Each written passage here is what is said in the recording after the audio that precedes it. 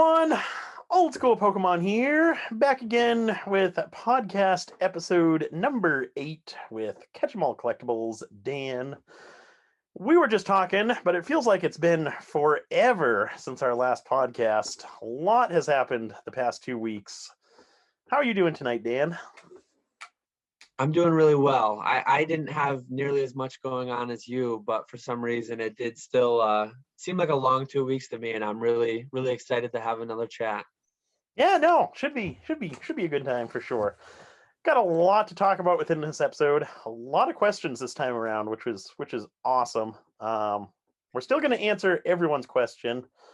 Gonna kind of give a few quick answers to a few of them, and then longer answers to a few other ones. But everyone's question will be answered. And if you guys do have other questions for future episodes, feel free to leave them in the comments below. But I guess I'll get started with the first question, and then we'll kind of alternate from there. Mm-hmm. So my first question is from Ernesto A. Asks, what's the best place to buy cheap Japanese WotC hollows? Buy eBay, Instagram. So my answer to that would be I've never used Bai or Macari or any of those Japanese sites. I've only just used eBay, Instagram, Facebook, and I would just say a combination of the three. Just comes down to timing. Obviously, if you can find someone local selling them, that's probably going to be your cheapest option. I've done well finding local collections, but I would just say a combination of three. Just keep searching and then sort by price lowest first, and pick up any deals that you come across there. Yeah, the inherent problem with cheap is like if it's too cheap, someone else is going to see it and they're going to buy it. So you either need to be searching for newly listed and snap it up quick, or I mean, I've always had good luck in like lots. If you buy a big lot, mixed lot of different things, I've accumulated a fair bit of Japanese hollows, buying out primarily English collections, so not even really looking for them. But I'd imagine that on eBay you could find lots and a little bit of luck, like Nick said.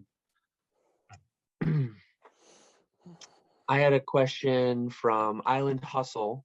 When you guys get an offer for a PSA card on eBay and it's low/non-offer you are willing to take, do you let the offer expire or do you always decline/counter offer?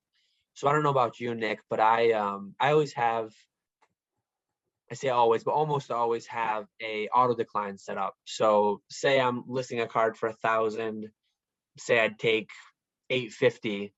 I'll probably have an auto decline at like 750 so that I don't see the really low balls. And if someone offers 850, or offers 750, I'd counter 850 what I'd take, or maybe I'll counter 900 and play that back and forth. But yeah, primarily auto declines for me. How about you? I can't stand the auto decline. Just coming from like a buyer perspective, where if not saying this towards you, obviously, but if a seller isn't willing to put in the time to respond to an offer that I make as a buyer, I just forget about that seller and move on to the next seller. So for me, I don't like the auto decline feature for that reason. I actually do respond to every single offer, whether it's I receive a lot of ridiculous offers, but I always counter offer at what I'm willing to accept, no matter how low or how bad the offer is. And sometimes it does work out where the buyer will accept that counter offer even after submitting a low ball offer. For the most part, they just decline that offer. But I always respond to every offer I get. Really doesn't take too much time either. You can blow through those pretty quickly. But my next question is from TCG Caravan. What's your take on insurance using FedEx? This is a question in regards to our last episode where I was talking about sending high value items via FedEx versus USPS. So what's your take on insurance using FedEx? Have you had to try to collect on a lost package? Me personally, I've never had an issue where I've had to try and collect on a missing package through FedEx. I've had a few via USPS, but nothing through FedEx. With me personally, I use the postage program that I use has an option for FedEx and UPS and USPS, and they actually have their own third-party insurance. So you're not purchasing insurance through USPS or FedEx or UPS or whatever. It's through this whole different third party, and I've never had an issue with them thus far. Like I said, I've only had claims through USPS, but I've never had an issue with them thus far. Hopefully that continues going forward. But I have heard some stories where it's like the earlier part of this question was about whether or not FedEx even has insurance or whether they want you to declare the value of the item for whatever reason.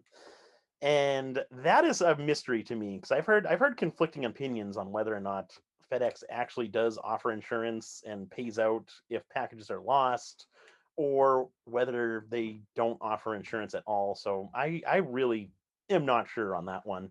If you're looking to purchase insurance through FedEx directly, I don't know if you know anything further about that.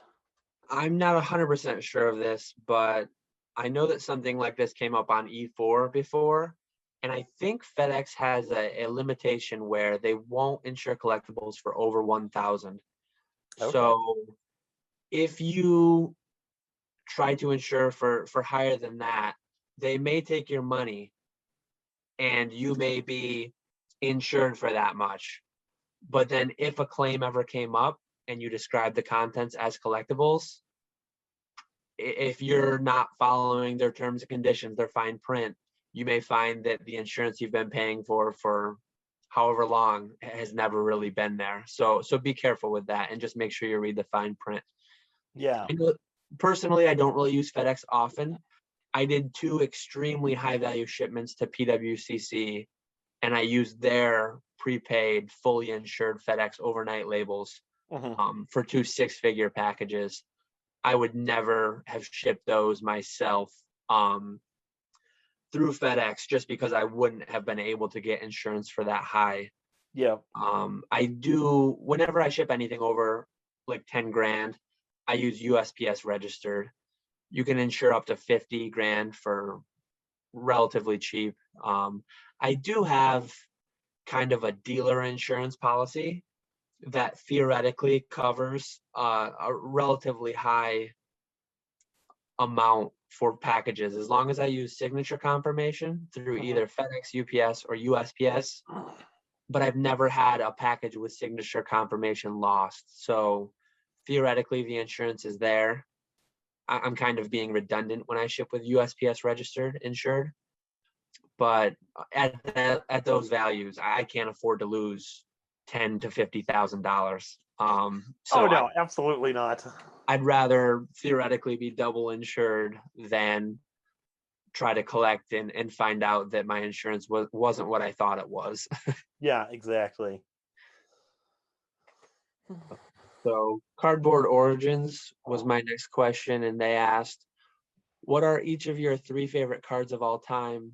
Mine are the Pichu Bros Japanese movie promo, Hollow Aquapolis Houndoom, and the 13013 Mew play promo. Honestly, this one I kind of had to think about a little bit beforehand. Nick and I were talking before we started because I didn't have an answer at the ready. I just love so many cards. I appreciate so many of the different arts, but if I had to pick 3, I mean, I'll tell you 3, and if you ask me next week, there'll probably be 3 different ones. But base Charizard, like I don't think it's necessarily an amazing artwork, but just the nostalgia it brings me back to the playground, gawking over someone's binder that had it, and just that one's up there. And then 2 others that I'd pick. Fossil was one of my favorite sets, partially because that was one of the most accessible packs in my area. That was the one that I probably opened the most of back in the day. So that Fossil Dragonite, I really like it. Just that big goofy winged dragon that you have no idea how he evolved from Dragonair, but he's an interesting Pokemon. And then Shining Gyarados, Pokemon Crystal was my favorite game. And the art on Shining Gyarados just takes me back to that red Gyarados, the Lake of Rage encounter in Crystal. So those are my three today. How about you, Nick? My number one's really easy. The Yep. No Damage Ninetales. Yeah. After that, it gets a little tricky though. Gonna have to copy you and say Shining Gyarados as my second favorite, just because it's got the ocean scene, little guy in the rowboat. Then you got Gyarados. I love the artwork on that card. So that'd be my number two. And then my number three would actually be the Celebi VMAX from Chilling Reign, which is the newest Pokemon set. And I absolutely love the artwork on that card. I think it's a fantastic card. So those would be my three. That'll probably be a fairly unexpected answer to get something so modern. So that's a nice, I know. Nice change of pace there. I like it. Gotta mix things up every once in a while. Keep people on their toes. So my next question is from Stephen PFC or Watsy Error on Instagram. With certain error cards now being labeled by PSA, example, Ghost Pikachu, No Damage Ninetales, is it worth waiting 40 years to send and grade with PSA or send to CGC and have the slab labeled error and get back much quicker? He wants to know like which is better for like the value and stuff like that. So for me, I would say I like CGC for error cards more so than PSA. I think CGC's niche is going to be error cards from here on out. So I would actually recommend CGC for error cards versus PSA. And I also like that because with CGC, I feel like when you collect CGC cards, you're really not collecting like complete sets. CGC is more so for cards that you like, one-off cards that you enjoy collecting. That's what I do with CGC anyway. But so I think error cards fits into that category perfectly, where you're not collecting an entire set of error cards. It's more so like individual cards that you're collecting. Yeah, to me, I mean, I guess the context of the question isn't really disclosed as far as whether it's as a collector. I mean, the answer is always whichever you prefer. If it's more with resale in mind, depending on the value of it, if it's a higher value thing, I mean, you can grade and get a card relatively quickly back from CGC for a reasonable price. What is walkthrough? I know is 125 because I just sent 2 Mysterious Pearls there, but I think the tier below that, 40 a card maybe with subgrades. I was gonna say 50, yeah. Ballpark somewhere in there. So yeah. For that being an option, whereas PSA tomorrow something may change, but or I guess the day that this is posted something may have changed, but kind of a middle ground option is you can always pay $50, get it in a CGC case, try putting it on the market, see what it does if you've got the time and the ability to do that. And you can always grade with PSA down the line if you have no luck.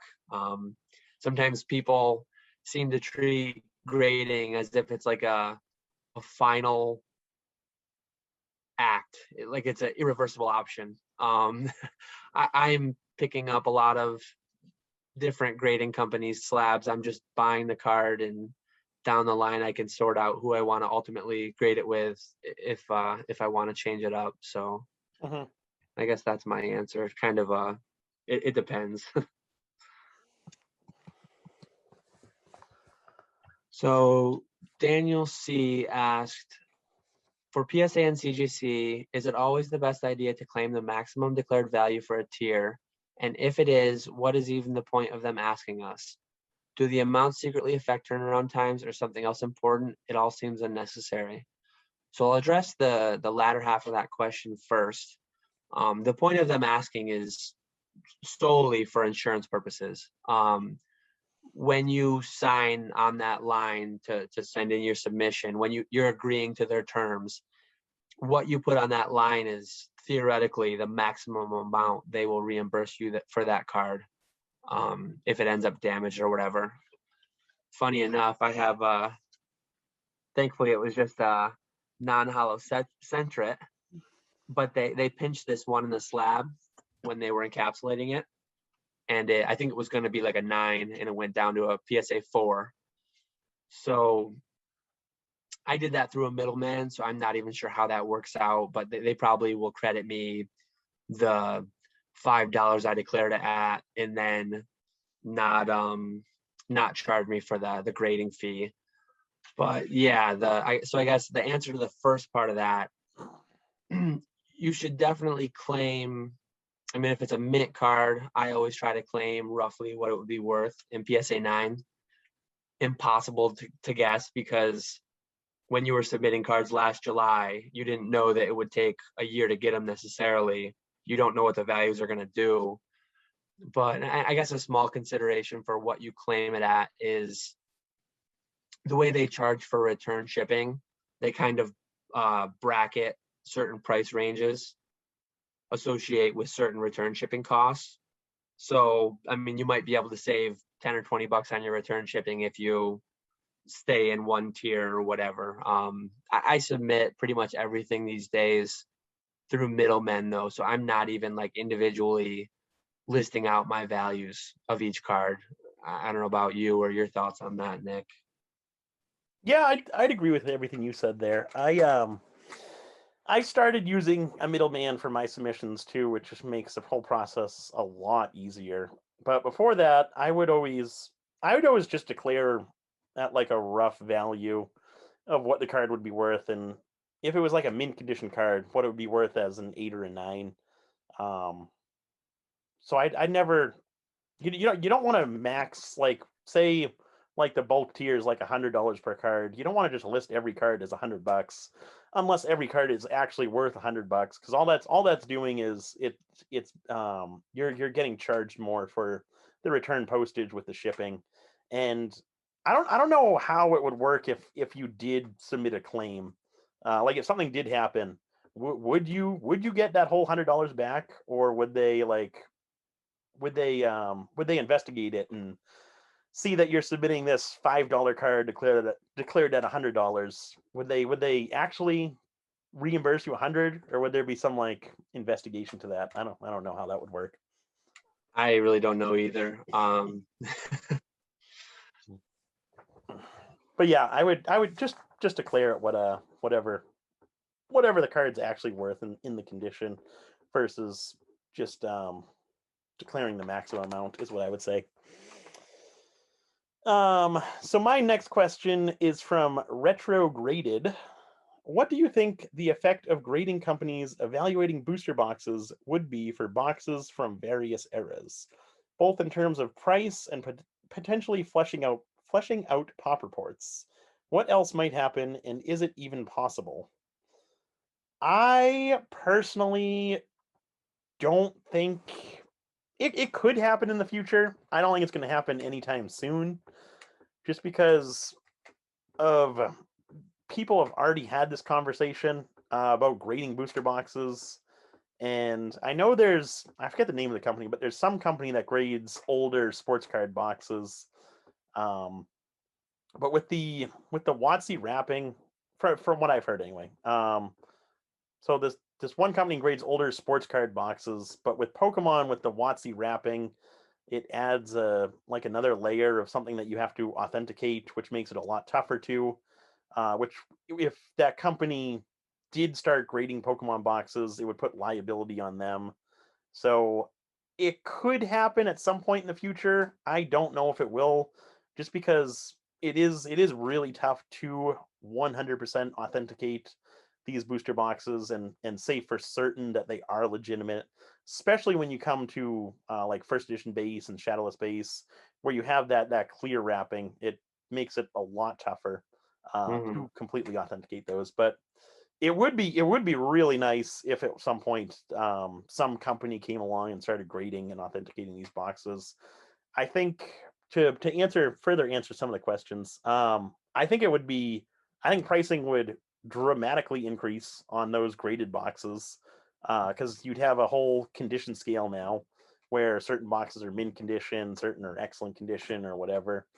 And then it would really be nice to kind of see these pop reports and be able to keep track of how many booster boxes are out there of a certain set.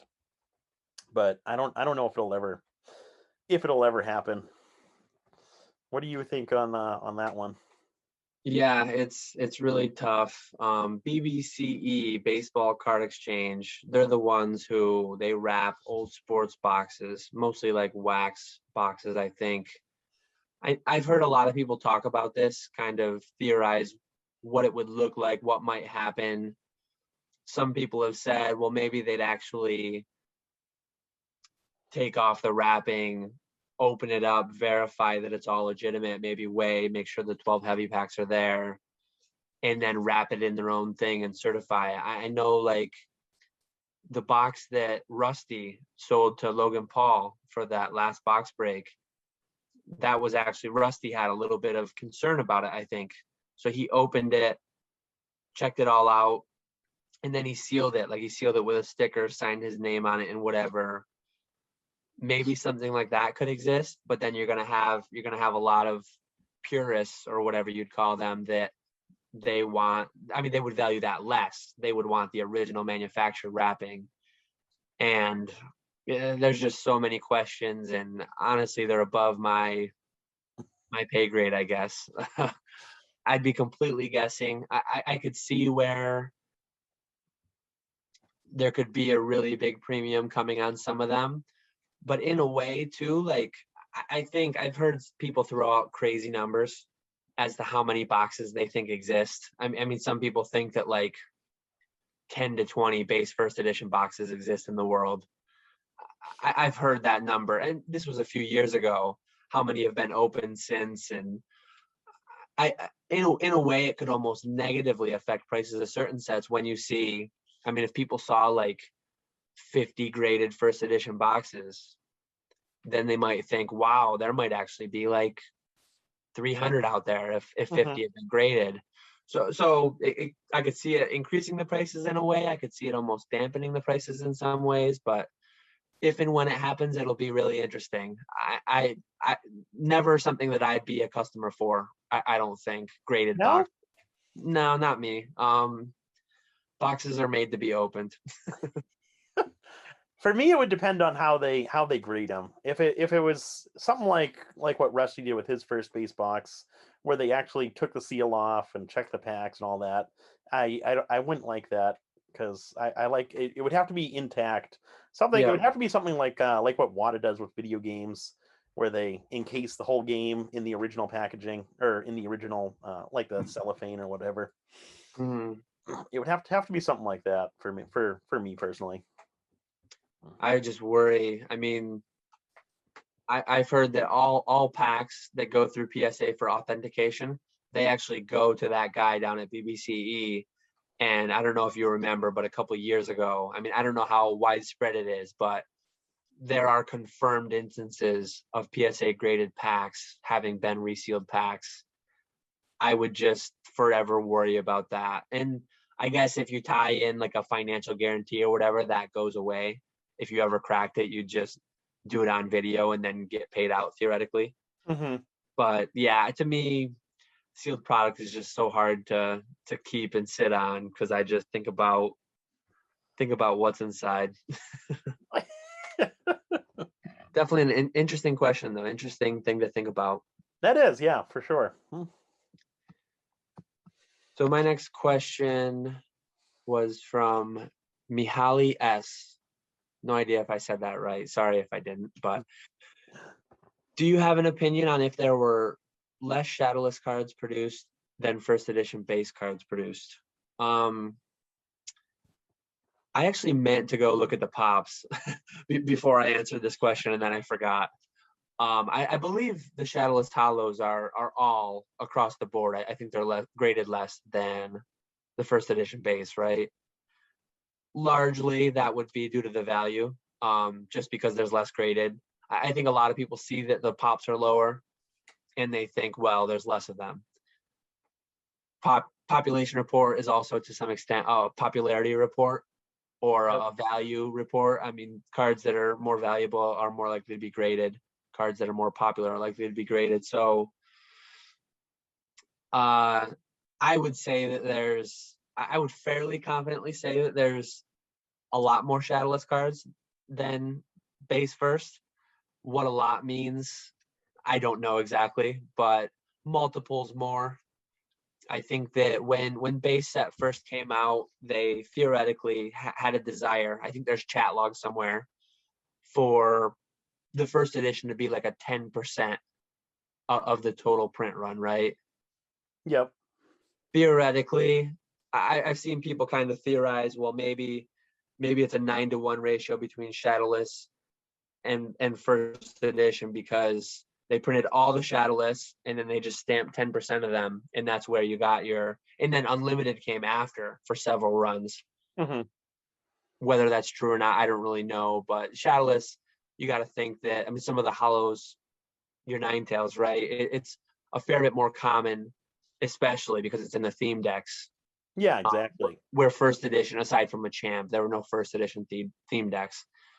So yeah, specifically, I mean, the 4 decks showing up in Shadowless, I mean, you hit Charmander in both the 2-player starter and the fire deck. Fresh fire. Yep. Yep. And then you get Bulbasaur in the other one. I'm assuming Squirtle's in the water one as well, probably. I think Squirtle's in Blackout. So like a lot of the starters and a lot of the more key cards of the Shadowless set are automatically, I mean, they're printed quite a bit more just because they're in those decks. Yep. Kind of, I really like the Shadowless set. It's kind of it's the one set that is like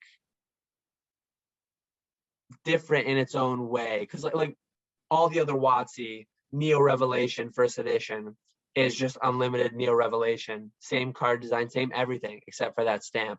Whereas Shadowless is distinctly different, lacking the shadow, different color saturation from base set Unlimited. So I'm not trying to knock it and say there's a lot more than other people think. I think it's a unique set. It's a cool release, but I'm pretty confident there's a fair bit more than first edition. How about you? Oh yeah. I'm a huge fan of Shadowless. That is by far my favorite set, and I do think there's a lot more Shadowless in first edition. I have a lot more Shadowless than I do first edition, and so I have a good bit of Shadowless. So if there's less Shadowless in first edition base, I'm sitting real pretty. But Yeah. I don't think that's the case, unfortunately. Like you were saying, where Shadowless was printed in the theme decks, that adds a lot right there. And then the other thing that I wanted to mention with the pop reports was you touched on the Shadowless pop reports being less than first edition, and like what you said, it is partially because first edition was always super popular to grade, so people have always been grading first edition base, whereas there were people that didn't know the difference between Shadowless and Unlimited for a while, and then it just wasn't as beneficial to grade right from the beginning. But then the other thing I wanted to mention there was I've actually never seen one, but Shadowless wasn't always a thing with grading. There's certain cards that were graded, certain Shadowless cards that were graded as base Unlimited cards. So the Shadowless pop report isn't 100% accurate. Have you ever seen a Shadowless card in an Unlimited case? I feel like that's not designated as Shadowless? I've never owned or held one, definitely. I feel like I've seen like pictures of them linked on E4 somewhere probably years ago, but I haven't really seen or heard it talked about recently. Yeah, I don't remember ever seeing one, but I know they do exist because Gary King Pokemon was the one to kind of term that Shadowless term, Mm-hmm. or coin that Shadowless term is what I wanted to say there. But and he didn't do that until I forget when, but it was long before the Shadowless base set was actually released, and people were grading those cards. So yeah, that's the only other points that I would bring up with that question there. Mm-hmm. My next question is from TCG Bulk Kings, and he actually when I was getting these questions ready, I clicked on his profile, and he actually just started a YouTube channel that I would recommend checking out for any of you watching who are interested in the whole selling bulk Pokemon card process. He just started on YouTube, just uploaded his first video, but his other videos coming up in the future are going to be revolving around that whole selling bulk Pokemon cards on eBay. So definitely recommend checking him out if you're interested in that. But he asks, do you ever end up with bulk in your collection buys, like bulky bulk, true bulk? And if so, what do you guys do with it? Asking for a friend. So I don't only receive bulk in different collections that I buy. I'll actually buy collections that are just bulk to resell those cards.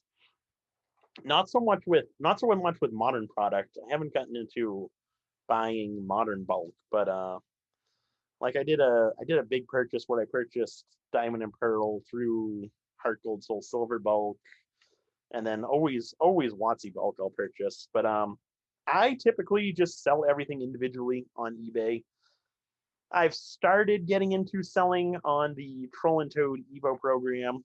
So I'll set a certain amount aside for my own eBay store, and then anything extra will go get sent off to Troll and Toad to have them sell as part of their Evo program. I've never gotten into TCG Player myself, which I know this TCG Bulk Kings is on TCG Player, but I've never gotten into TCG Player myself. It's always just been eBay and Troll and Toad, and it's usually always individually. I don't do too many lots of cards that I sell off. It's usually always individually for me. I don't know about what do you like to do with your bulk cards? Yeah, so over the years, I used to end up with more bulky bulk a few years ago, but I still do today. Like I recently went and did those the Battle Arena decks. I picked up a bunch of the Rayquaza, Keldeo Battle Arena decks, and I broke them down for like the Versus Seekers, the Float Stones, the Rayquaza and Keldeo EXs, and you end up with a lot of trainers and just random commons and uncommons that are 20 cents each on Troll and Toad. So instead of selling for 20 cents each, along with 10 other vendors, and there's 1,000 of them listed, I bulk a lot of those out. I'd rather get 3.5 cents each, 4.5 cents each today up front than pay storage and sit on them for a long time. So historically, I've sold a lot to Troll and Toad directly. More recently, I found a few different individuals on Verbank that pay. I think what they do is they see what Troll and Toad is paying, and they just pay like 5 to 10% more just to get the business from them. Mm-hmm. So like I recently just sold like 22,000 basic energies for 2 cents a piece to somebody on Verbank. I don't ask me what people do with 22,000 basic energies. No idea. But I was glad to take. Might have been 2.5 cents each because I think Troll and Toad pays 2 cents each. Wow, 2.5 cents each. That's good. 2.5 or 2.25. It was a little over 2. I want to say. Okay. But yeah, I sold the collector's cash years ago. Troll and Toad. A couple different websites I can't really remember. Random individuals on Verbank. So yeah, a little bit all over the place. Yeah. On stuff like that where you're opening like theme decks or battle decks or whatever, where it's always going to be the exact same cards and you're going to accumulate a massive amount of each card. I'll keep 50 of each, and I basically split. I do 25 on eBay, 25 to Troll and Toad.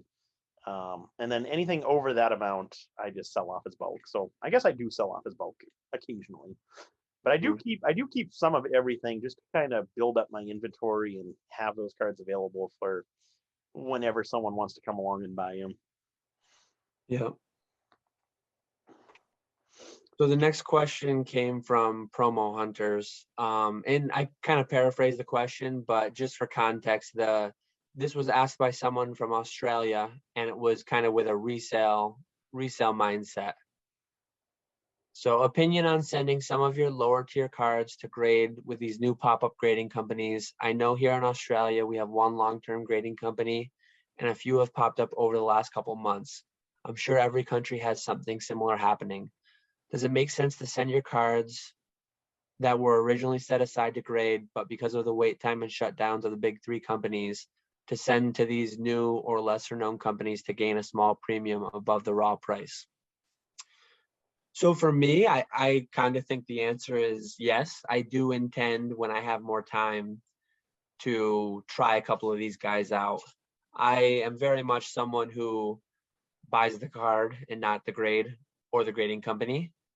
Um, we'll get into it a bit more thorough in my next question, but I've always been a PSA 9 collector. I think I've seen so much more value there over a PSA 10. So I think the main issue that I want to be upfront about is do not expect to get PSA 10, CGC 10, or BGS 10 premium with any of these new three-letter acronyms, at least to begin with. So you run the risk of you might grade a PSA 10 quality card that would have been $500. You might be stuck selling it as a XYZ 10 for 150 or something of that nature. You're going to be selling it more for like a raw mint or PSA 9 if you're lucky, PSA 8 maybe price. But for certain cards I'm fairly pessimistic on where their price is headed over the next year or two as the backlog shows itself. So if in the meantime you can pay a little bit of money to get it through one of these newer companies, I think it's worthwhile, potentially worthwhile. Highly dependent on the card, but I do intend to send some myself just to try them out. Uh, partially because I've got 5,000 each at PSA and CGC that are going to trickle in over the next year or two, and I've got a lot more cards that I just don't want to throw at them, and I might as well play around with some of the others. And I've seen anecdotal people saying like, "Hey, I graded 100 cards with these guys, and I'm selling them here and there for a premium over raw plus grading fee." It's worth playing around with, to me at least. Anything you've thought about or have an opinion on? I've thought about it, but I've decided against it. Just because I'd rather get that additional premium and wait for PSA and CGC versus Mm-hmm. just throwing throwing these cards at some no-name company. I think there's potential for it right now. If you want to get these cards, if you want to get some cards graded by one of these lesser known companies, I think there's decent potential to make a bit of money doing that right now. But over the next year or so, once PSA, CGC, and BGS start catching up on their backlog and start reopening, I think all these new grading companies are going to kind of get forgotten about. I don't think I don't think anything outside of like the big three, and I would include SGC with that. But anything outside of like those four, I don't think they're gonna last. I think it's more of like a heat of the moment type of thing where they're doing good right now because there's really no other option. But Yeah, once those big three companies come back into the equation, I think everyone's just gonna forget about these other companies. So yeah, if it's like a short term thing or short term flip that you're thinking of, I could see there being a decent amount of opportunity there. But if you're thinking like long term, kind of like submit these cards, like do a submission every month for a couple months, I would avoid that. But if it's just going to be one submission and done, I think there's opportunity there. So my next question is from Andrew M.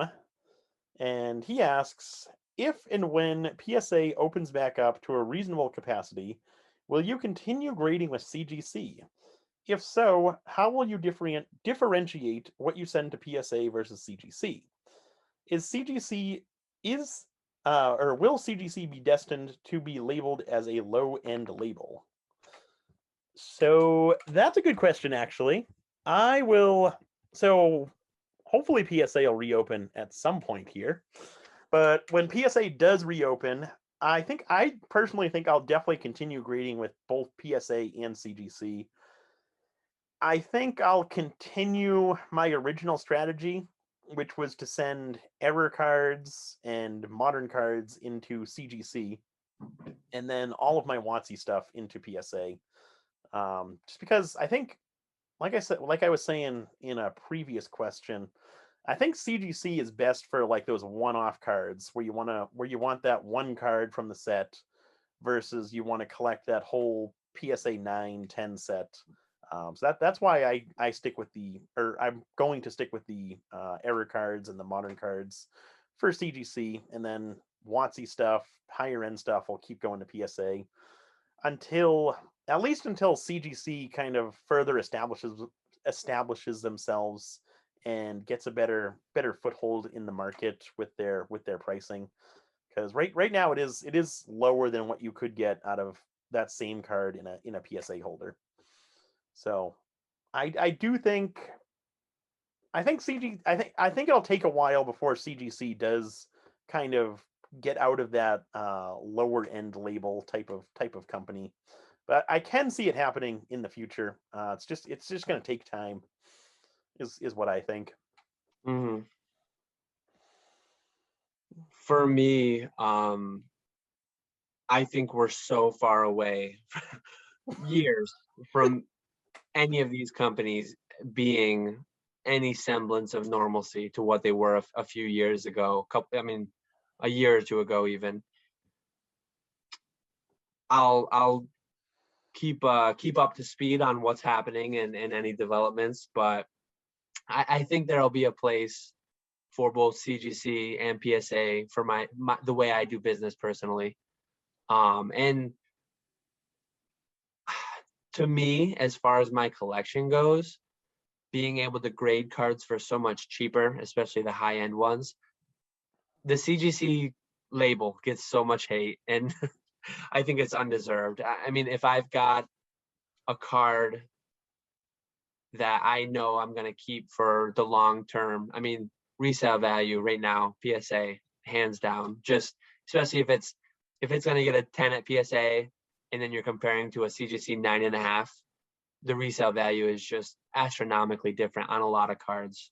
But if it's something I intend to keep, I really like CGC's presentation a lot more. I like getting the subgrades so you know what's wrong with it. Yep. Every card has stuff wrong with it, even PSA 10s. And I just like knowing what it is and where. But the market really doesn't. They like round numbers and they like perfection, right? 10 out of 10. So yeah, I'm going to be fully involved in the market in the coming years, and seeing how things develop, I'll adjust accordingly.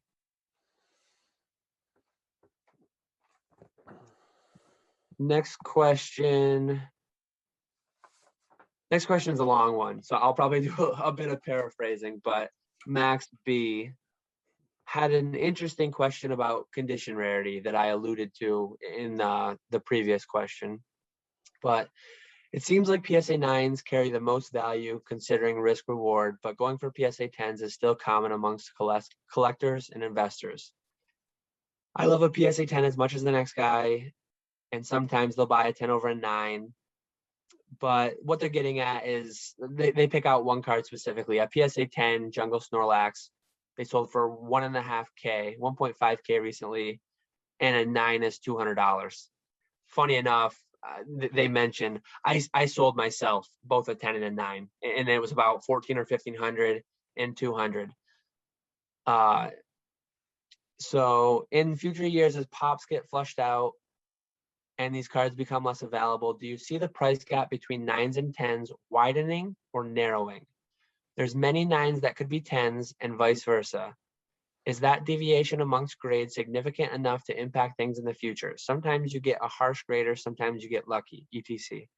Personally, I'm not convinced PSA 10s will always demand as big of a premium as they currently do, or maybe I'm just cheap. Sorry, this is so scattered, but I wanted to provide plenty of context. Interested to hear your guys' responses. So I find myself in the same boat as far as if I can have one card versus 7 of the same card in what to me oftentimes is like indistinguishable differences. I mean, usually the difference between a 9 and a 10 is minute centering, or you've got to turn the card over and look for little white specks. I mean, to me, I'm always enjoying the front of the card. Clean hollow for me. I'm good to go. So many pack fresh, mint, no hollow scratch cards end up as 9s just because of a couple white specks. So I'm fully on board with 9s being the best value, generally speaking, with the price increases, sometimes even 8s to me, nice looking 8s. But as far as whether or not the gap's going to widen or narrow, I think it's such a tough question because I think I'm a very atypical collector. I think so many people, especially more when you get into the investor crowd, in a way, for the same reason, like I'd take 7 cards in PSA 9 over 1 in PSA 10, but an investor generally won't because one, it's 7 transactions to get rid of it instead of 1, and like space becomes a thing. If you want to move $1 million into Pokemon, people would rather end up probably generally with 100 high quality PSA 10 slabs instead of 1,000 PSA 9 slabs just for storage and logistical concerns. So I think on a lot of cards, it's going to be my classic kind of it depends answer. Certain cards, they'll widen. Certain cards, they'll narrow. It's just really, really an impossibly tough question. I think, I guess to kind of answer a little bit more granular than that, I think with trophy cards, it'll generally narrow more because a lot of those they're just so rare that even finding one to purchase is tough. So like 7, 8, 9, 10, you might see certain cards out there where there's only a 2 to 5x between like an 8 and a 10, whereas set cards, especially with the T17, with some of those really low pop expedition hollows, and I don't think that's going away. And in some cases, those might widen the really, really low pop because, in my opinion, that's where people are really just buying labels. You want to complete your set, you've got to get the 10, whether or not it's a 10 with an ink dot or with 4 specks of whitening that shouldn't have ever been a 10, and whatever the cert number is. At the end of the day, a lot of people just buy labels. I'm not one of those people, but psychologically, the 10 just has so much going for it. And so, yeah, I guess that's my answer. Kind of all over the place, but that's where I'm at with it. Yeah, that's basically what I'd say. Me personally, I agree with you. Where as a collector, I would so much rather be able to purchase more 8s or 9s than 1 or 2 10s. Kind of the quantity over quality, I guess. Because the difference between a 9 and a 10 is so minuscule. It doesn't bother me to collect 9s. I even have an 8 first edition base, and that doesn't bother me whatsoever. So for me, I don't see the massive appeal for PSA 10s, but for other people, it's a big deal. Yeah. But as far as pricing, kind of either widening or narrowing, I think it's always just going to remain how it is right now, or similar to how it is right now, where PSA 10s are worth a whole lot more than PSA 9s. PSA 9s are worth a decent bit more than PSA 8s, so on and so forth. But I do think that gap between the PSA 9 and PSA 10 price is always going to remain pretty fairly drastic when you're talking about the set cards. When you get into anything like super rare, like what you were talking about with the trophy cards, at that point the condition really doesn't come into play as much, because just getting that card in any condition is tough, let alone PSA 9, PSA 10. So on like set cards, I do think that gap's going to remain fairly substantial. But with the higher end cards, I don't think the grade matters as much, like what you were saying. I kind of thought of one thing as you were talking to. Just I want to add in one, might be a little controversial, but kind of a consideration that I take as far as, let's stick with that Snorlax. So he kind of mentioned, and I fully agree, that say you take 10 10s and 10 9s and regrade all 20 of them, you might not end up with 10 of each. Yeah. Some of the 10s will become 9s, some of the 9s will become 10s. Well, from like a longer term potential options as far as increasing your value, when you're a PSA 10, sure, you could go for a CGC or BGS 10, you could go for the black label maybe if it's a really quality one. But generally speaking, PSA 10, you're already at the top of the top rung. There's really not much going up. Well, if you take the 7 to 10 PSA 9s instead of the one PSA 10, this is where the controversial part comes in. Theoretically, down the line, some of those 9s, I guess less controversial, they could become BGS 9.5s and gain you a little bit of premium. Yep. And a little bit more controversial, maybe you do crack them, regrade them, or review them, and they become PSA 10s. Well, and I've done it years ago. I haven't, with PSA's current turnaround time, I have not cracked anything recently because I'd rather just sell it now. But years ago, there were times where I picked up a few PSA 9s and wow, that one is super clean. That looks like a 10 to me. I buy 3 9s, crack one, regrade it, it gets a 10.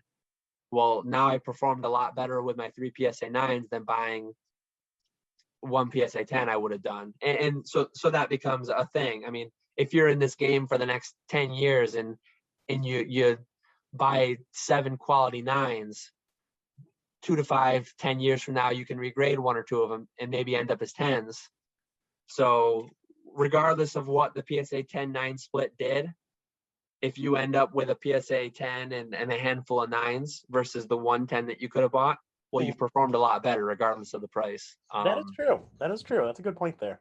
So that's like an interesting consideration. The 9s have some potential for upside, and there's risk in that because you could crack them and you could damage them, or they could regrade as an 8. I mean, exactly. So there's risk in that, but I really have. I think a lot of people in the market today have a very short-term outlook, and I have a very, very long-term outlook. I want to be in this hobby for 10 to 20 years from now. I expect to be here. Yeah. And I mean, that just gives you more options with a 9. Maybe CGC becomes king and you cross your PSA 9s over to CGC 9.5s, and maybe some new company that doesn't exist yet comes onto the market. And I'd rather just have the multiple PSA 9s for the part of it too is like you could sell one. If you've got one PSA 10, you're all the way in that card or you're all the way out of it. Yep. If you've got 7 PSA 9s, you could say like, I only want half of this exposure. You sell 3 or 4 of them. Yeah, exactly. So, sorry to add so much there, but kind of more thoughts that I had on a really, really interesting question. No, those are good points too. I thought those were good points at the end there. I'd agree with that. So my next question is from Mini Lopo 18, and he's basically talking about the print numbers for Pokemon, going back all the way to 98, all the way up to current. I know there was a recent article, or semi-recent article, that was printed about all these different print numbers of how many Pokemon cards are actually out there. But so for example, in '98 there was 500 million cards. They were all Japanese cards, obviously. And then in '99 we're up to 1 billion cards. Then the next number we have is 2004 to 2005, 13 billion cards. 2014, there's now 21.5 billion cards. 2017, 23.6 billion cards. 2018, 25.7 billion. And then up to 2020, 30.4 billion cards that have been produced across all languages. So his question was, what do these print numbers say about modern compared to, say, WotC or the EX middle generation eras? And I think it's pretty interesting because I obviously remember the demand of Pokemon back when I was a kid, growing up in the late '90s, back when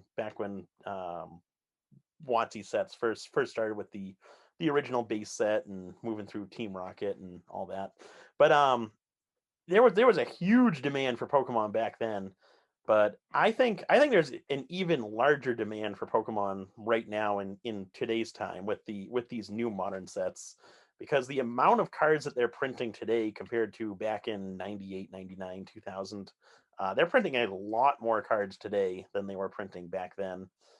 And so I think demand's even higher right now, for modern than it was back when we were growing up with the original base set. And then in terms of like the EX middle generation sets, that was always like the low point within Pokemon. So I think if you're like talking about like the popularity of Pokemon, I would say number one is modern. Number two would be the WotC era, and then number three would be everything in between that.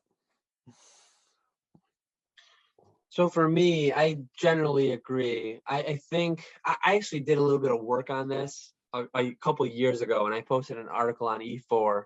I remember that. Someday when I have more time, I really want to put more effort into that. And I think I've been every year when the Pokemon releases their new number, I just go back and I add it on for Mhm. whatever day that I devote the time to update this. I want to have like all the timestamp data. Yep. But so 98 we had 500 million. 04 we had 13 billion. So across 6 years we did 12.5 billion cards. Yep. And I don't know for sure, I don't know exact numbers, but I would say that 99 to 01 were significantly higher than 01 to 04. I think that Oh, would be absolutely. a widely agreed statement. Oh yeah, absolutely. So for a 2-year 3-year period from 99 to 01, the majority of those 13 billion cards would have been printed. I mean, you're looking at a potential for, there could have been,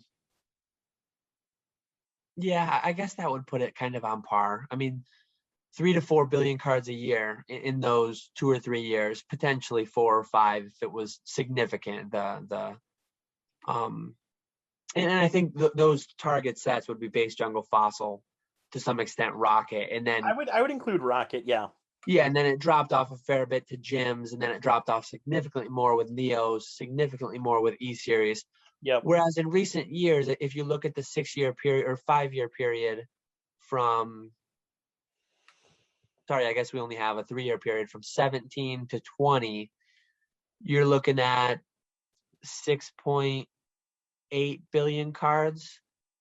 So you're at like 2 point something. Our most recent year over year was 3.2 billion. Yep. We're right up near there. I mean, we're knocking on the door of 1999 amounts, but I think base set specifically was just printed so massively. Like I think put base first, jungle fossil I think are really close with like evolutions and some of the really recent sets as well.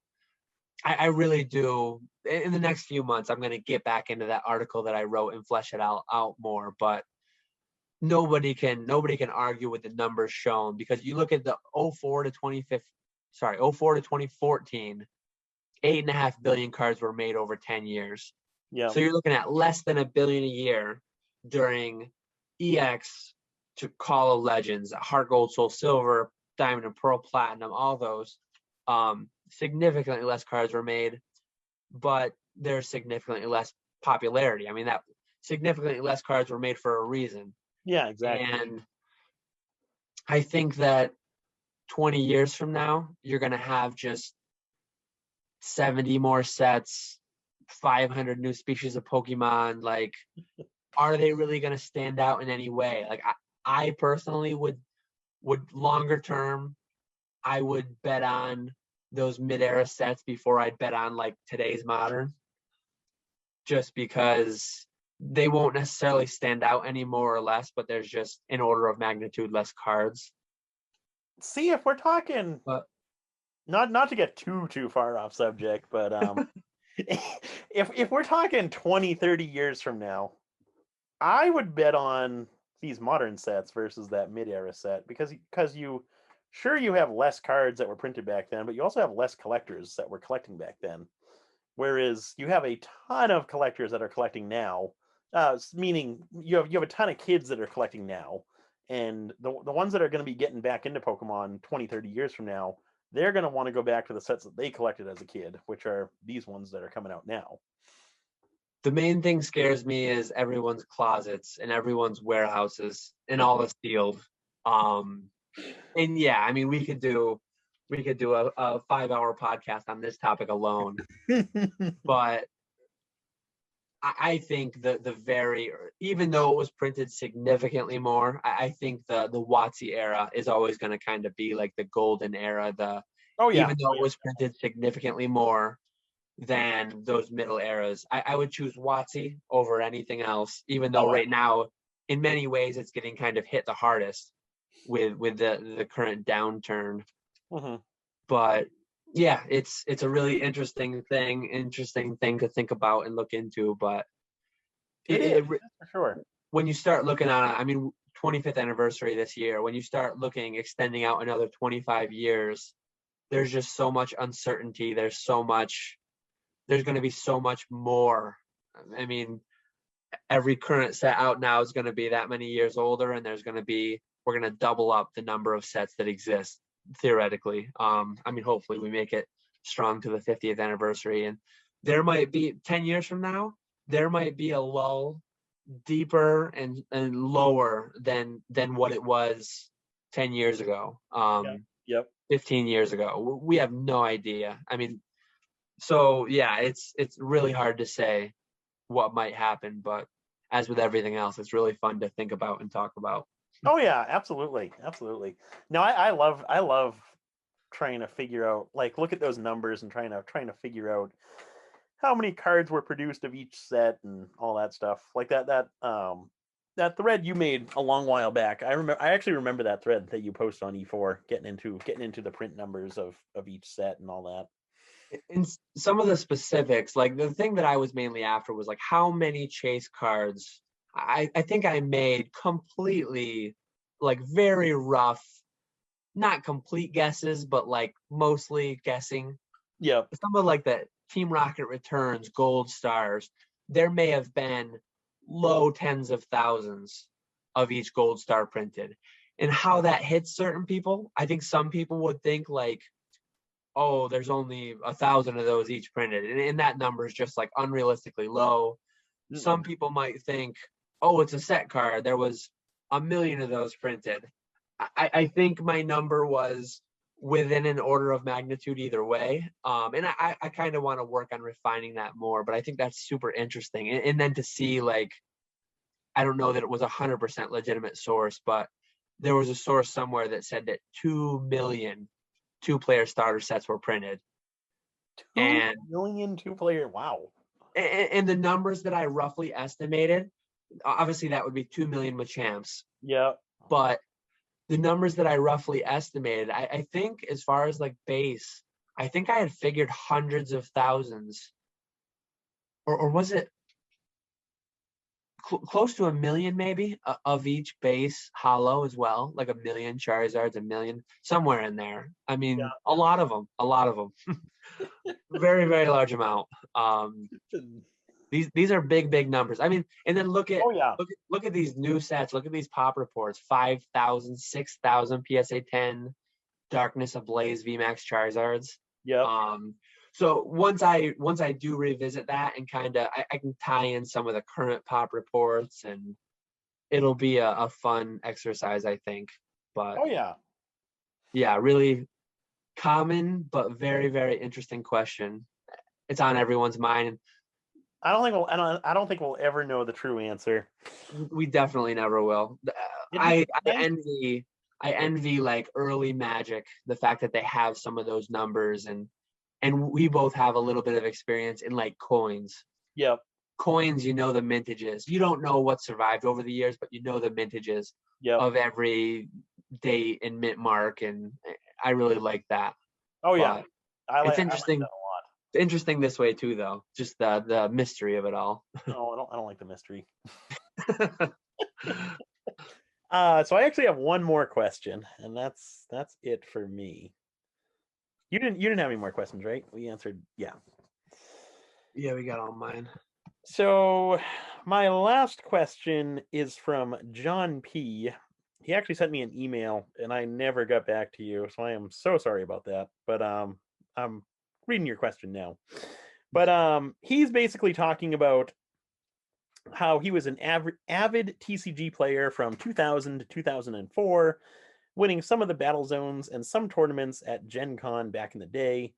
He has a ton of cards and a ton of non-card TCG items, cloth playmats, letters from the Pokemon Company, physical trophies, entrance banners, etc., that are really hard to value.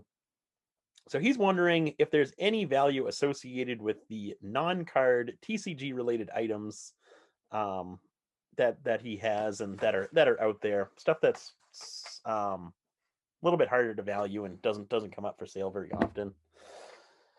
I would say it's definitely a niche market where it's going to take a certain buyer to buy whatever item you're looking to sell.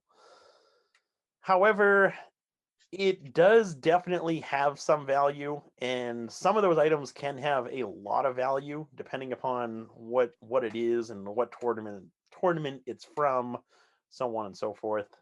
But for something like that, if you're looking to sell it, I would recommend listing it on eBay for some not absurdly high price, but some reasonably high price that you don't think anyone would actually click that buy it now button, and just take best offers and see what people are offering you for that item, to kind of gauge where the market is, and then you can always lower your price if there's no interest. Then you can start lowering your price slowly and just kind of see what people are willing to pay on something like that.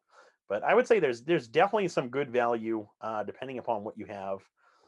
I've I personally do like make frames of different like promotional material and stickers. So that might be something you could look into as well. If you have like a lot of this stuff, you can make like little frames and sell it that way. That might be something interesting that people would be more apt to buy. But yeah, there's definitely a market for that stuff. Yeah, I've seen. I don't know exactly what he has, but some of the champion playmats, couple $100. I've seen. I mean, kind of like the holy grail of some of these items, like some of the early Blizzard on KMEX battle tournaments. The 2 or 3 of these trophies exist in the world. I think you're looking at thousands of dollars. Some of the TMB tournaments, the medals that came from those SSB. Again, I think you're in there's some listed on eBay. You might be able to find comparisons for what you have. You might see listings on eBay. But then I've also seen I'd almost suggest you might go on like Verbank on Facebook and just post what you have and see if people hit you up with offers. Yep. I've seen people selling like city championship, the glass plaques and trophies, and Some of them, couple $100. Yeah. If it's got Charizard on it, you're going to do better than if it's got someone else on it. But yeah, I mean, you might be surprised. Certain things you might find comparable sold listings on eBay, and other ones just kind of spread them out there on Facebook or Instagram and see what you get. Yeah, exactly. Yep.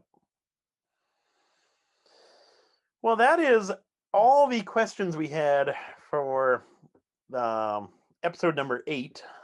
If you A lot guys, of questions. a lot of questions this time around. We spent a good bit of time on questions. Keep them coming though. Great, Oh yeah. great dialogue, great conversation on a lot of them. Leave your comments below for the next one. Yes, exactly. Now we're getting into the exciting part.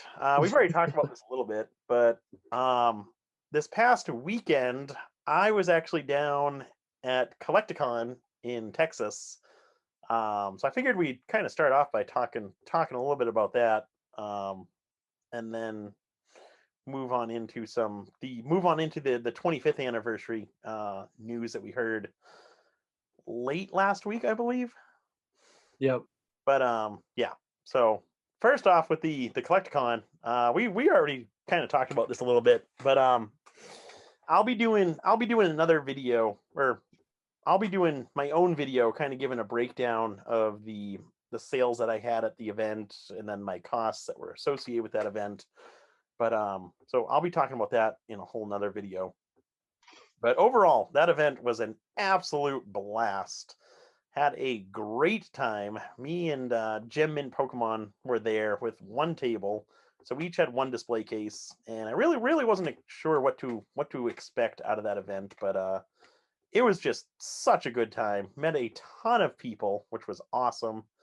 And the biggest surprise for me from that event was I was more so considering the monetary aspect, like how much I'd make from the event. I never considered the following that I would gain from going to that event. There were a ton of people that came up to me and said that they enjoyed my YouTube channel, enjoyed our podcast. Had a bunch of people ask where you were. You were very missed. And then I also gained a ton of followers on Instagram from this event. I gained like 200 followers on Instagram just from getting my name out there, which that I'd never considered about going to these events. And I guess that's actually pretty big, just to kind of get your name out there further, have additional people following you who might subscribe to our YouTube channels or follow our eBay stores or purchase something from us or whatnot. But that was something I'd never considered. And then in addition to that, I also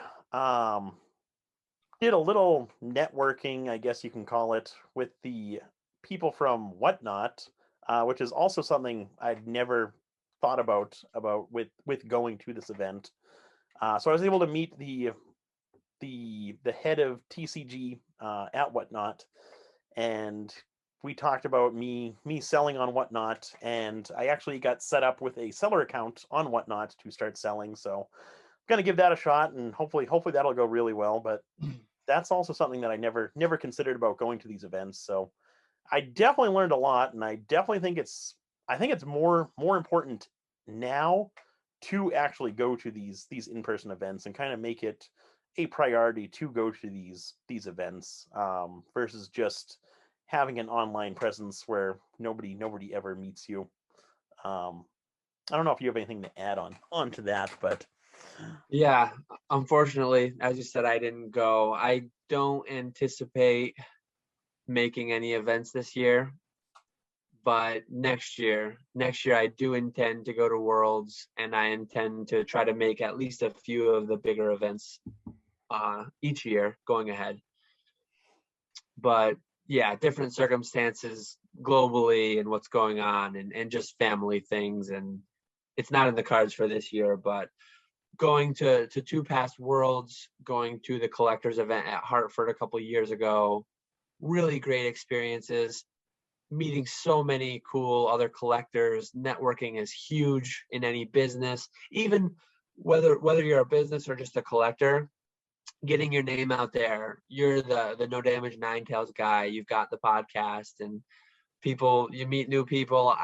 I was paying attention to Instagram over the weekend quite a bit, just checking out people's stories. I saw your face pop up there, a few tags here and there, I think, which helps the Instagram. Everything feeds into each other, and can't say enough about how important networking is, and just being known and getting people to refer others to you, getting collections sent your way, whatever it may be.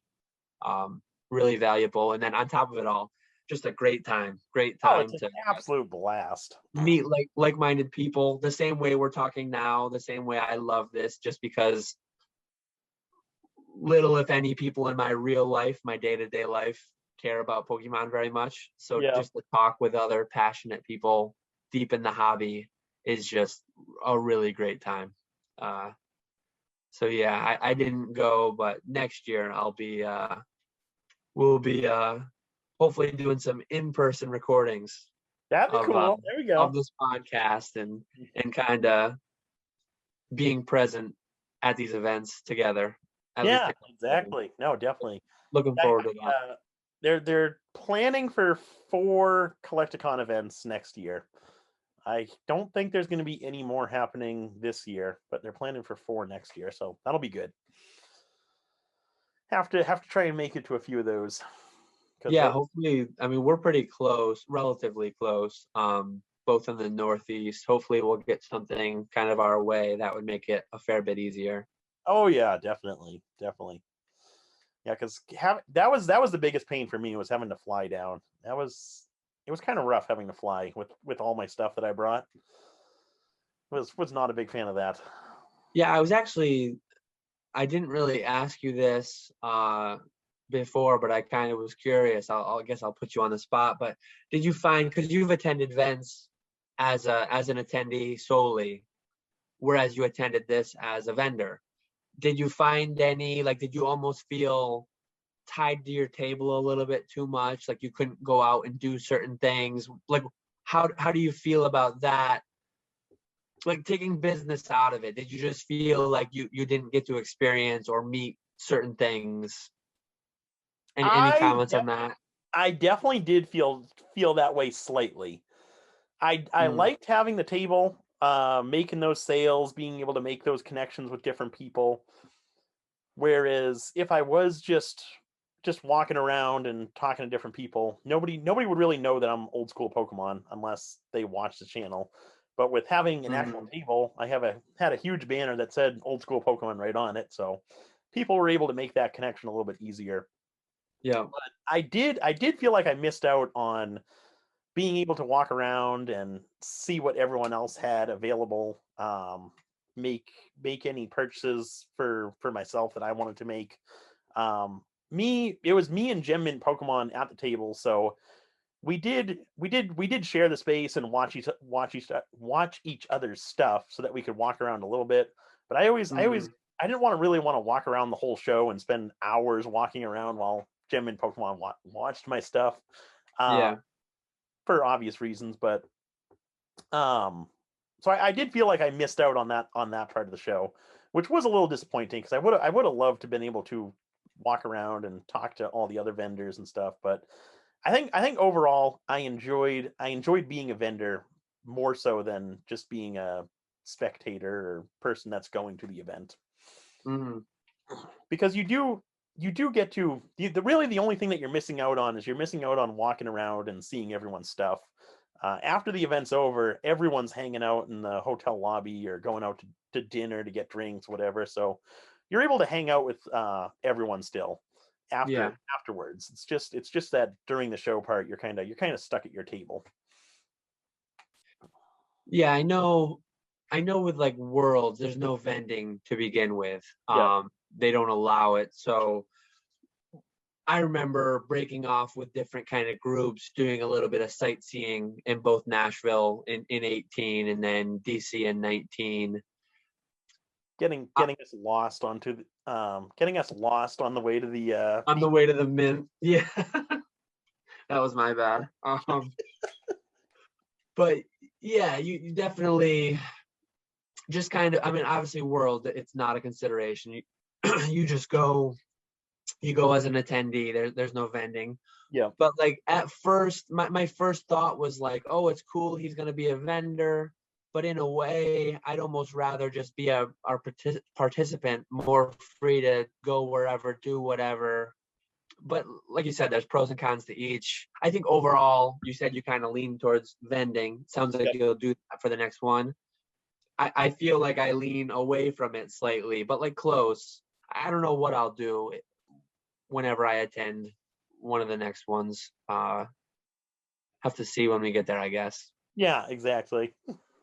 No, it's a tough decision because I guess it comes down to whether or not you want that experience to be more so a vacation or do you want it to be work? Yeah. Because like being a vendor, it is definitely work, but you're making those sales. Your people are approaching you asking if you want to buy stuff, asking if you want to trade. I was able to make a lot of good trades, couple of good purchases. Whereas if I didn't have the table, I wouldn't have been able to do that for the most part, probably because random people aren't going to come walking up to another random person asking if they want to Yeah. buy stuff. Yeah. Interesting though. And then the whatnot thing is really cool. I had good experiences on the buying side. Kind of a mutual friend, John, Pokemon Radar. He had some great whatnot breaks that I bought into. It's a really fun thing.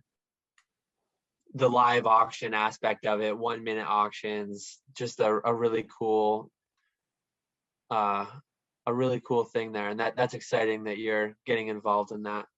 Yeah, I'm super excited for that. I that would see that's another whole thing. I knew of Whatnot, but I never knew about how successful singles were on Whatnot, or if even people sold singles on Whatnot. But I got to talking with one of the guys from Whatnot.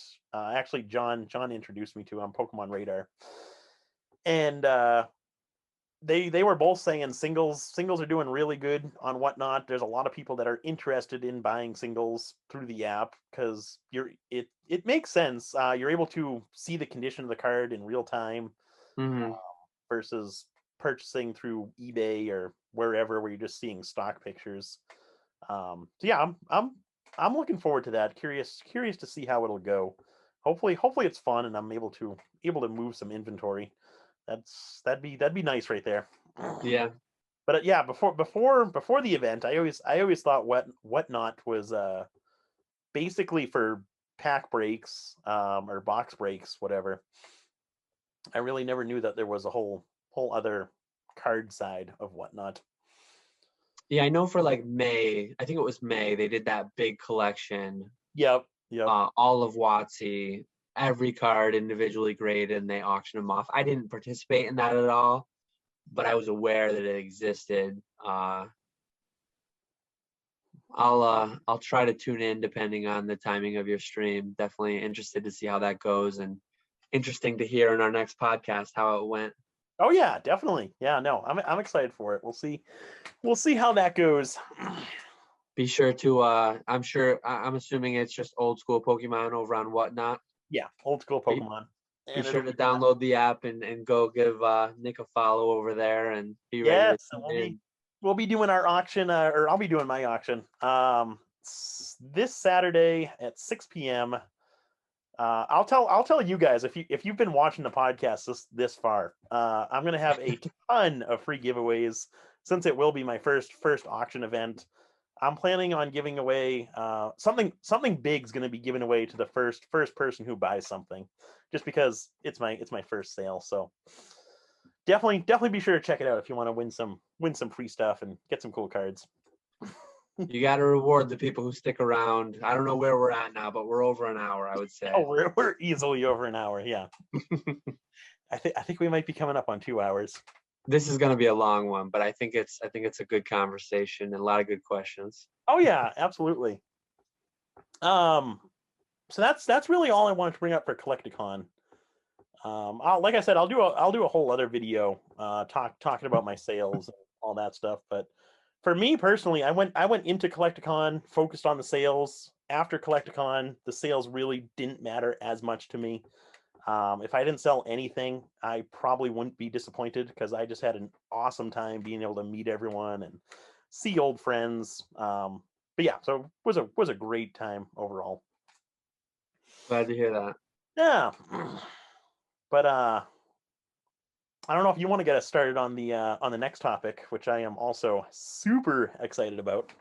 Yeah, so last week the details of the 25th anniversary set came out, and a lot of the product images were presented to us. They're gonna do ETB, collector's chest tin, a few different boxes with figures in them. Uh, Most people probably know by now. This isn't like breaking news, but just quick recap. 4-card booster packs, depending on the product. I mean, you can go to Poke Beach or Poke Guardian to see every product and the breakdown, the MSRP, but you'll get a small amount of 4-card packs of the celebrations, right? Yeah. Celebrations set. Now, And then each product also contains some of the standard booster packs, Vivid Voltage, Chilling Rain, whatever they may be. So there's no way to get, I don't think there's any product that is like only celebrations packs, which is kind of a new, unique thing, right? Because the 20th anniversary, you could get the mythical pin collections that had just generations packs. So yep. celebrations packs, they won't have a booster box, similar with other releases of that sort. But unique to it is they're 4-card packs, and you have to get them in a product that also gives you standard sets too. And then I guess getting into the what's actually in the set, really great thing in my opinion. A lot of people don't like the little Pikachu head that's going to be in the bottom right of the artwork, I don't think. Oh yeah, yep. But they're reprinting. Well, not. They're doing a base set Charizard. Obviously, you've got to have that in there again. But they're doing the light toxicity, which is kind of a nod to Neo Destiny. They're doing Greninja Gold Star, I believe, is the promo that comes in the ETB. I'm really excited about Is it that. a promo? I believe that's the ETB promo. Oh, I didn't know that. Um, Okay. Gold Star, I mean, that's hype right there. Oh Umbreon yeah. Gold Star is going to be in the set, apparently. Uh, there's Dragapult Prime, I believe. Yep. Level X. You're getting a little bit of the 25-year history of kind of the ultra rare chase cards. So that's just going to be so great, I think. I guess I'll let you chime in before I just ramble on for 10 minutes about it. No, I'm so excited. So when we were originally talking about the 25th anniversary set, I never thought of something that kind of combined the entire history of Pokemon. I was always thinking a Neo reprint would be awesome. Yeah, But now that we know the details and we know that it's going to be kind of revolving around the entire history of Pokemon, I don't know why I didn't think of that or why I never heard anyone say something like that, and I think that is a fantastic idea. I am yeah. so excited for that. I do wish I I wish I wish they chose something besides Charizard. That's the only one that, because we just had a reprint of Charizard in Evolutions, but I almost think that they have to do a Charizard. I think Venusaur though too, right? Yeah, Venusaur's going to they're be in gonna it. be doing a Venusaur. Yep. I didn't see anything about Blastoise. I hope they get the full trio there. They have a history, Pokemon does, of like doing 2/3 of a trio. Mm-hmm. Like there are sets with Articuno and Zapdos and no Moltres, and there's sets with, I mean, 2 out of the 3 of a lot of the trios. That's just a historical thing they do for whatever reason. But hopefully they round that out, and I'm interested to see what other gold stars they hit, if they do any of the old school EXs, and it's going to be really, really exciting, I think. And I know I am going for both Evolving Skies, which ties in Eevee Heroes, and then this Celebrations. The remainder of this year, I am taking every bit of product that I'm allocated from my distributor. Oh yeah, Um, absolutely. I think they're gonna print a lot of it probably, but these things are just such amazing sets they look like that I'm just gonna take all I can get. Oh yeah, absolutely. I And can't say it for certain, but like I don't really see what happened with battle styles happening um with these sets just because how much more quality they are. If they really wind up the printers though, we might be surprised. And you and I get them at distributor pricing. So obviously like the downside risk is very, very low. Be careful if you're going to be doing pre-orders at exorbitant prices. I do think that these things will be available in the realm of retail. So I'm not saying go all in at triple retail, buy everything you can. I mean, be prudent about it. But yeah, really, really exciting fall we're lined up for. oh, absolutely, absolutely. Um, the only complaint I have is with the name. I think they could have come up with something better than that. Yeah, celebrations. I don't know. It's it is what it is. It's hard to have anything too negative to say. But I do see Yeah. people like the McDonald's promos have that Pikachu in the bottom right, and I mean Yep. for those it's like okay, it's McDonald's promos, whatever. I think they've all had some kind of logo like that. I kind of get that but in another way, it kind of protects more of the original, right? It makes it more easier to distinguish, and I see why they're doing it. Yeah. I don't mind the because it's like a well, it's basically a 25th anniversary stamp. So I don't mind it because it'll we'll all know that those cards came from the 25th anniversary. Did you see that gold box that's coming out of I was Japan just too? going to ask you about that one. Metal cards in it, I Yeah. believe. A Yep. Pikachu and then like a Pokeball gold cards. Gold everything box. It looks absolutely incredible. I forget where it went, but I have that Master Battle set. It looks kind of like the Master Battle set that came out a couple of years ago. It had Oh yeah. those two promo cards.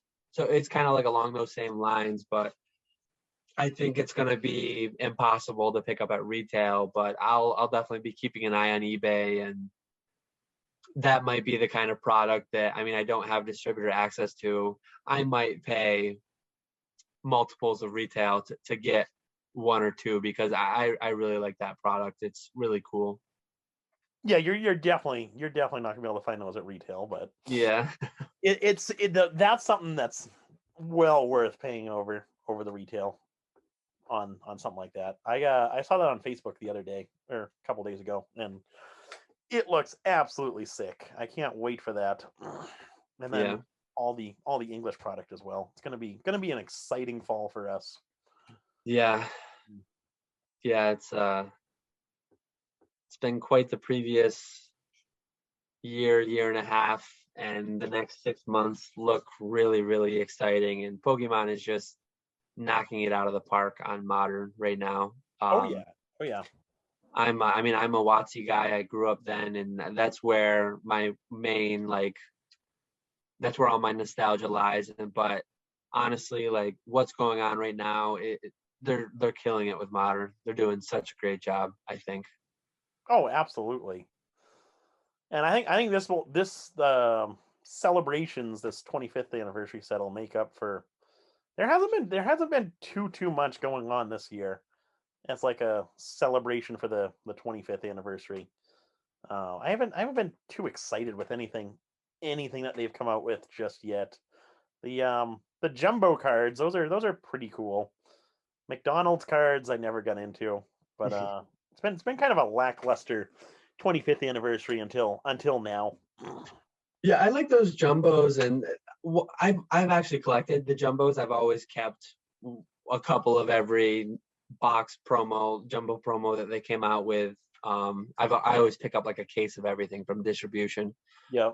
So it was kind of annoying that like changed the size of the jumbos, but I like that they gave us a good way to store and kind of present them with those binders. Oh, it's about time. Yeah. So it's really cool. Like the 25 slot binder, you're going to get all 8 generations, the 3 starters from each. So you're going to fill out your binder with the 24 starters and then the Pikachu that comes with the binder. So Yep. I've taken my allocation on those, not very many, but I haven't sold any of them yet. I'm probably going to go through and like complete a bunch of binders and then be selling those. I mean, keep some for myself, but be selling those as like a complete promo set. Yep. I don't know how well they'll do, but I really like them. Yeah. It's funny. So we get them every month, the beginning of every month. And I've been putting a bunch of the sets together as we get each new release. And it feels like I just put the ones from June together, like put the ones from June in the binder. I think that was that black and white starter? I believe, yeah, I believe so. Well, feels like I just did that, and I'm already getting the ones for July tomorrow, actually. Yeah. So, just goes to show how quickly June went by. Yeah, I opened like some of the first ones and put them in a bind, and then I've just been like piling up the boxes for the other ones. I know all these grading companies have a big backlog. I have my own very large backlog of things. I was talking before, I haven't even opened Chilling Reign for myself yet. I need to catch up. You're slacking. Gotta open some Killing Reigns. That was a fun set to open. I had a good time opening that set. So hopefully Battle Styles. Next couple of weeks, hopefully I'll be able to, but in the next few months, I think I'll have a bit more time to keep up on everything and work through my backlog. That'll be good. That'll be good right there. So the only other thing that I had was our predictions for PSA reopening tomorrow. We're recording this on June 30th, but so what do you think is going to happen tomorrow? Is PSA going to go completely reopen? It is June 30th at 11:50 p.m. almost, so like 10 minutes away. I don't think they're going to drop the news at midnight, but who knows? Maybe I'll Google it quick before we sign off, and then we'll have the actual answer in 10 minutes. We could almost live stream the actual event if they keep it at midnight. Yeah. I like how you asked the question and then made me go first, put me on the spot. But no, I think I've been pretty open with what I think is going to happen on this for a while, both in this podcast and on E4, on Instagram, wherever. Somehow, I think people still think, some amount of people out there think that $20 a card is coming back. I'm going to say that is not happening. Quite confidently. I do not see anything double digit opening up tomorrow. PSA does crazy things. If and when they do, it's going to be like, I mean, they won't say this, but if they open a $99 per card or a $50, $25 per card, they're insane. And it's going to take a year or two to get it back. My hope is that they do the prudent thing, and instead of 300 a card, whatever they call it, Ultra Express, is that Express? Super Express. Super Express. So hopefully they go down and they open up Express, one more tier. That is it, and they should closely monitor it. I expect that they'll open up Express. Do you know what the sticker rate is on it now? Is it? I was just going to ask you.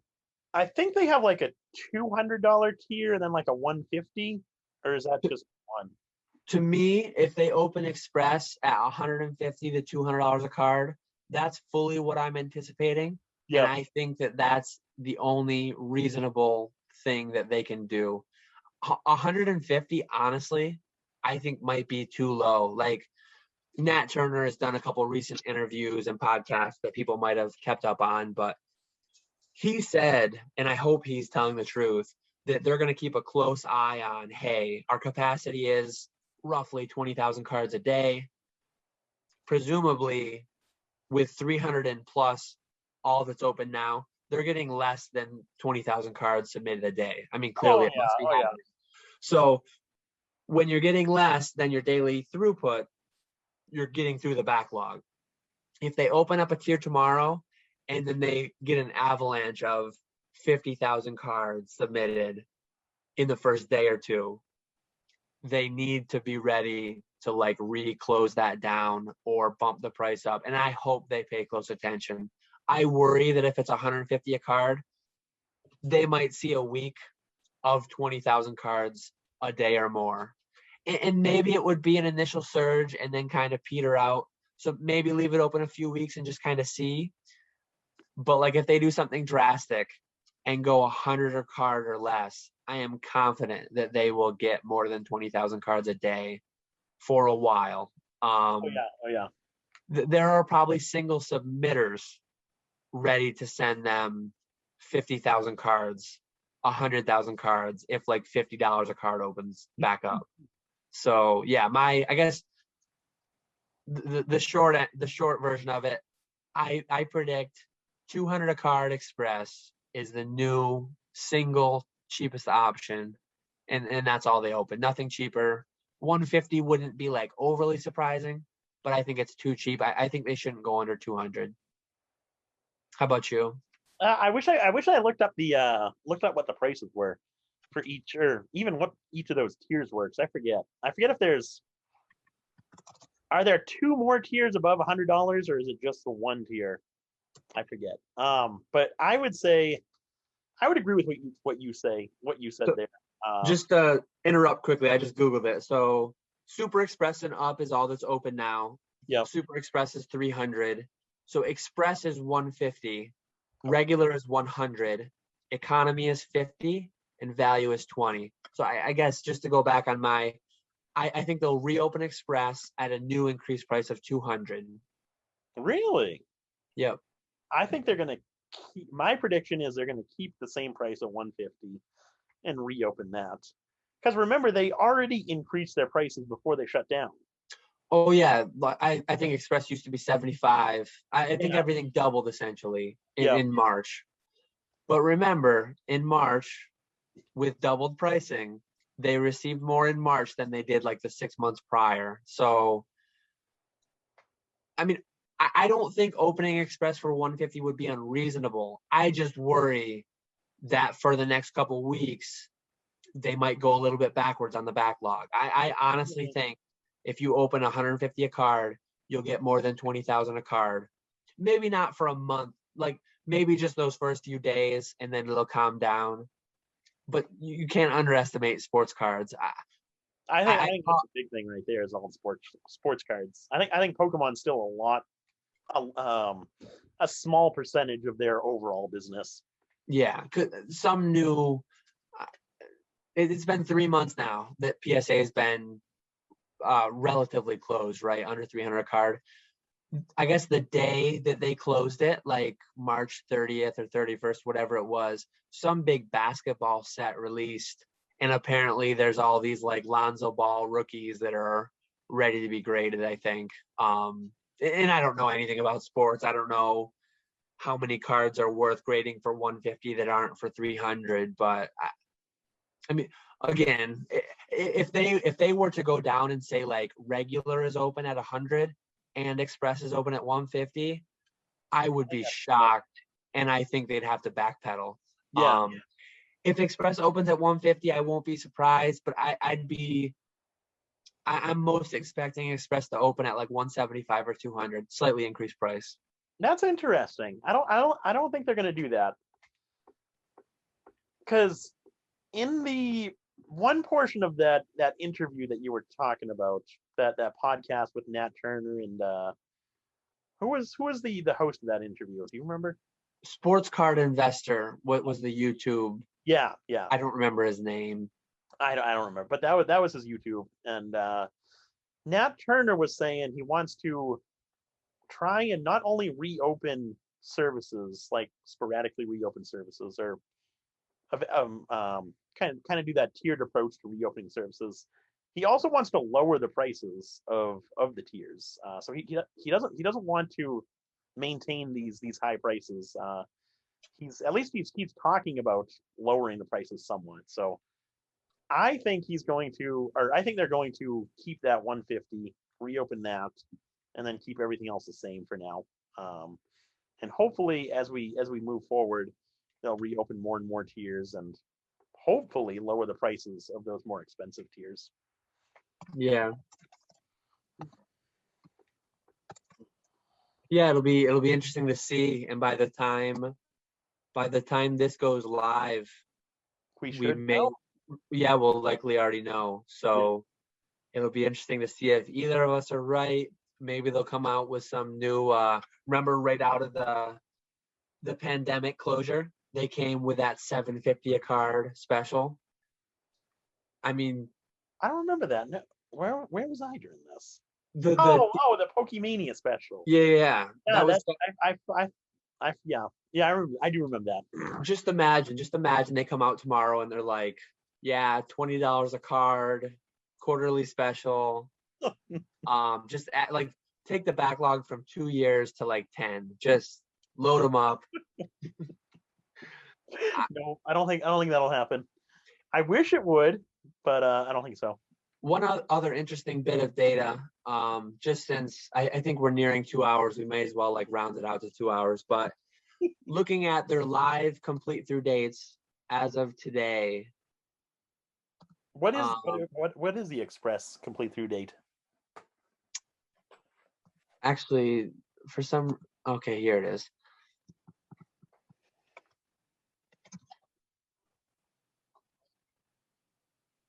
Where'd it go? Because I know the Super Express is just like a couple days behind, maybe a week. Okay, so here they are. So walkthrough is at June 23rd, so that's just a week. Super Express is June 17th. That's a couple of weeks. Okay. Express, this tier that we're talking about them potentially reopening, that's all the way back to April 29th still. Wow. That's 2 months. Yeah. And to me, to open a tier for $150 a card that's 2 months backlogged, that's kind of crazy. And I'm talking about raising the price on it even. Yeah. Which in a way is almost crazier.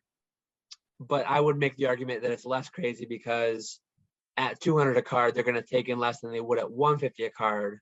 Yeah, so I think that would prevent them from going backwards. But yeah, I mean, these are all our guesses, and we'll know tomorrow. So it just turned to tomorrow. It's midnight now. So did you get an email yet? Today's the day. I don't see an email in my inbox, but well, we might have to wait till it'd be 3 o'clock our time because they're in California. So that's right. Yeah, so you got another 3 hours worth of topics to talk about. For the one viewer that stuck around till now. Yeah, exactly. No, I think this was a great discussion tonight. I think that was our last topic on the agenda. I don't know if you have anything else to add, but no, that was all I had for tonight. I thought tonight went good. I was happy with everything we talked about. A lot of good questions on there.